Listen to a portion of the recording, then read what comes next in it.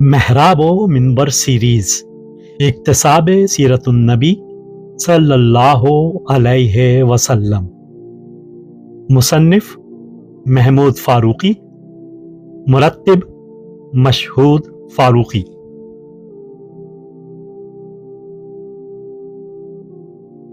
پانچواں حصہ دعوی نبوت اور ابتدائے دعوت اسلام۔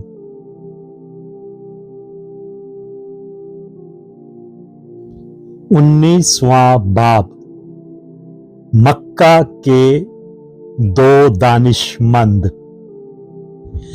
جو ایک ابھرتی ہوئی نئی قوت کے مقابل عاجز ہو گئے تھے۔ تحریر محمود فاروقی، آواز و پیشکش مشہود فاروقی۔ ولید بن مغیرہ مکہ کے مالدار تاجروں میں سے تھا۔ اس نے غلاموں کی تجارت میں کافی سرمایہ جمع کیا تھا۔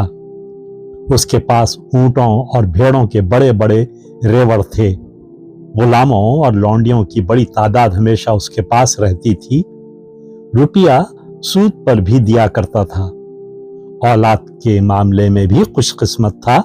اس زمانے میں جس کی نرینہ اولاد زیادہ ہوتی تھی اسے عزت کی نگاہ سے دیکھا جاتا تھا۔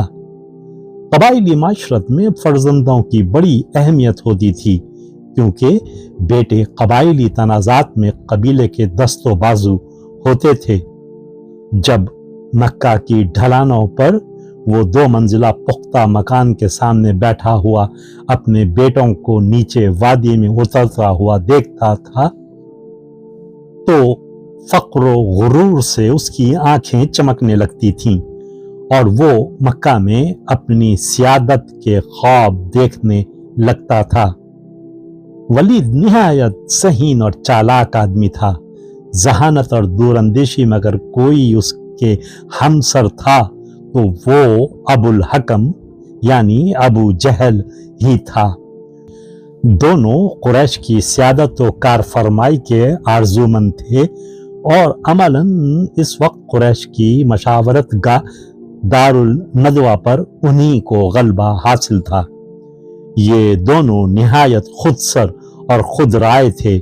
اپنے مال و دولت اور خاندانی اثر و رسوخ کے دباؤ سے اپنی ہر بات منوانے کی فکر میں رہتے تھے۔ ذہانت و ہوشیاری کی بنا پر ان کی رائے اور ان کے مشورے بیشتر معاملات میں درست ہوتے تھے اور ان کی بات کا بڑا وزن تھا۔ ولید اور ابو جہل کے درمیان ایک خاموش مسابقت جاری تھی۔ وہ ایک دوسرے کے مقابلے میں نمایاں ہونے کے لیے بڑی ہوشیاری سے اپنے لیے میدان ہموار کرتے جا رہے تھے۔ اس کا قوی اندیشہ تھا کہ کس وقت یہ دونوں ایک دوسرے کے سامنے کھل کر آ جائیں۔ اگر ایسا ہوتا تو دونوں کے درمیان برابر کی ٹکر ہوتی اور قریش 2 گروپ میں بٹ جاتے اور شاید یہ کشاکش مکہ میں کسی بڑی خانہ جنگی کو برپا کر دیتی۔ مگر اس سے پہلے کہ یہ مرحلہ پیش آتا، ایک تیسری ہی قوت مکہ میں نمودار ہو گئی۔ یہ اسلام کی قوت تھی۔ مکہ کے یہ دونوں دانشمند اور مقتدر حریف اس نئی قوت کو ٹھیک سے سمجھ نہیں پا رہے تھے، کیونکہ اس قوت کا سرچشمہ نہ تو سرمایہ تھا نہ خاندان۔ اسلام کے داعی مالی اعتبار سے ایک عام اوسط معیار کے شہری تھے۔ مکہ کے بڑے بڑے متمول تاجروں کے مقابلے میں ان کی کوئی حیثیت نہ تھی۔ پھر کسی ایک قبیلے سے وابستہ بھی نہ تھے کہ اس کی پشت پناہی کے زور پر یہ نئی طاقت اپنا لوہا منوانا چاہتی ہو۔ دار الندوہ کی سیاست میں بھی ان کا اثر و رسوخ نہ تھا کہ اپنی سیادت کے بل پر اٹھ کھڑے ہوں۔ اگر اس نئی قوت کے یہی کچھ یعنی سرمایہ، خاندان اور سرداری جیسے محرومات ہوتے تو ولید اور ابو جہل کے لیے اس قوت سے نمٹ لینا آسان ہوتا۔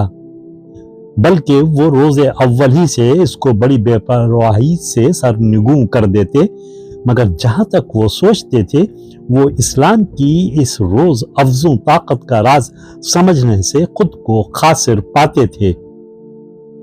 इस नई तहरीक का असल सरचश्मा कोई राज और भेद न था, वो जिस हक व सदाकत का पैगाम लेकर आगे बढ़ रहे थे वही पैगाम उसकी कुव्वत व ताकत था।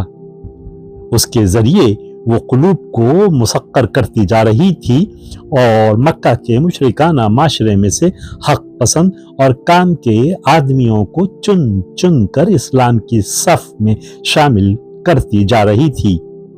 उसकी ये मकनातीसी कशिश ही कुरैश के सरदारों को बदहवास कर रही थी कि इसका तोड़ ना दौलत से हो पाता था, ना इसे जब्र तशद्दुद से रोकना मुमकिन था, न कबाइली सियादत का असर व रसूख उसकी राह में दीवार बन सकता था।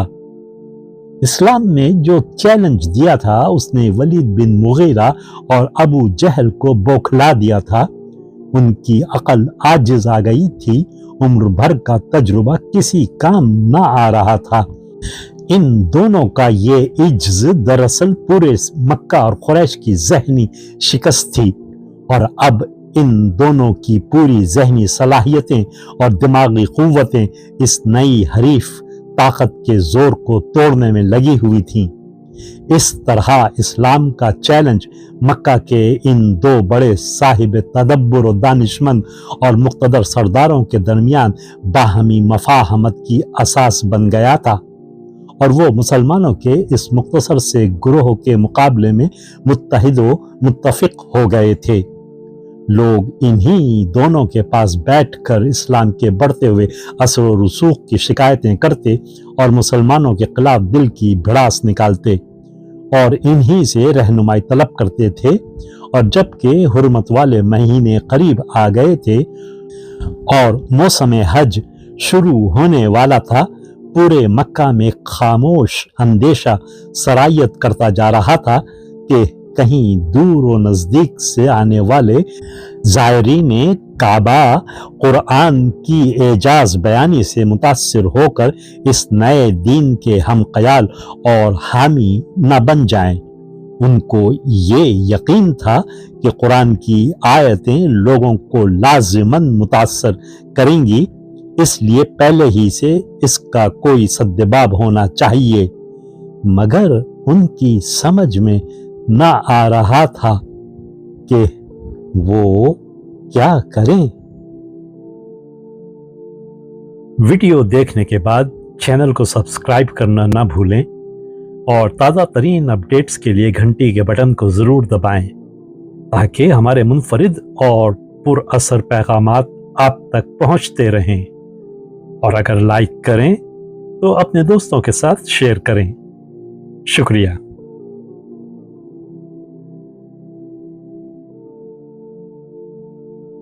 किरण किरण उजाला